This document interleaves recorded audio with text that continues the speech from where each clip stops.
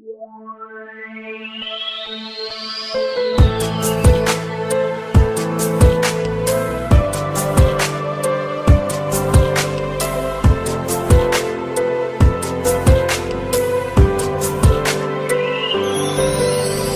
ιστορία μας ξεκινά από εδώ, 25 Τρίτου 2008. Εκείνη τη βραδιά μέσα στο καστέλο είδα και ερωτεύτηκα τον άνθρωπο που θέλω. Τον άνθρωπο που έβλεπα στις νύχτες στα όνειρά μου, τον άνθρωπο που θα ήθελα να έχω κοντά μου. Κι έτσι όλα ξεκίνησαν όμορφα κι απλά. Οδωρή μου, εσύ για μένα ήσουν να το παν. Μα κρίμα που τελείωσαν όλα στραβά, γιατί εγώ για σένα θα έδινα πολλά. Θα έδινα πολλά, θα έδινα πολλά, θα έδινα πολλά. Σ' αγάπησα, σε πίστεψα, με έκανες δικιά σου και η καρδιά μου έμεινε για πάντα κοντά σου. Ποτέ δεν θα ξεχάσω τα δυο γλυκά σου μάτια και τη μορφή σου ανάζητω όταν κοιτάω τα άστρα.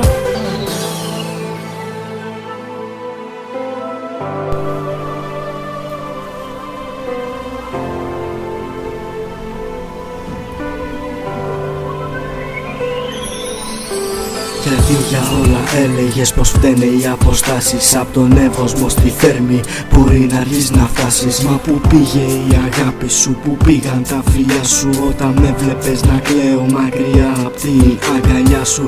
Γιατί από τα ψέματα σου έχω γίνει χώμα, μα εσύ δεν κατάλαβες πως αγαπώ ακόμα. Τι άλλο να σου πω για να με πιστέψεις? Αρκούσε ένα σου βλέμμα για να με μαγεύσεις. Ακόμα και τώρα που είσαι σ' άλλη αγκαλιά θα έδινα τα πάντα για δύο σου φιλιά. Αν είσαι ευτυχισμένη, καλύτερα μακριά σου, αρκεί να σε προσέχει και να είναι αυτός κοντά σου. Κι εγώ όταν θα ακούω το κομμάτι αυτό θα νιώθω πως θα είμαι δίπλα σου για όσο ζω. Να ξέρεις αγγελέ μου πως δεν θα σε ξεχάσω και σαν παλιά ανάμνηση κρυφά θα σε φυλάξω.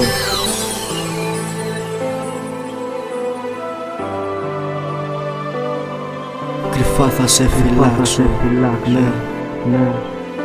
Κρυφά θα σε φυλάξω, 2010. Αχα, αχα. DS. Χρύσα.